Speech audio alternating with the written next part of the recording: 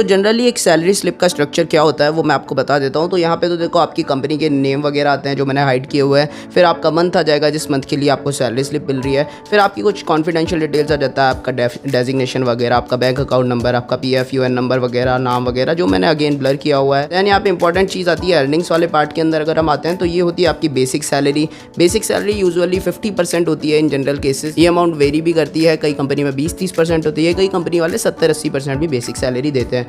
सो ये इस केस में 45,000 रुपीज़ अराउंड है। फिर आ जाता है आपका HRA हाउस रेंट अलाउंस होता है आपका। जितनी महंगी सिटी में आप रहोगे उतना ज़्यादा HRA आपको मिलेगा, जितनी सस्ती सिटी में रहोगे उतना कम HRA आपका होने वाला है।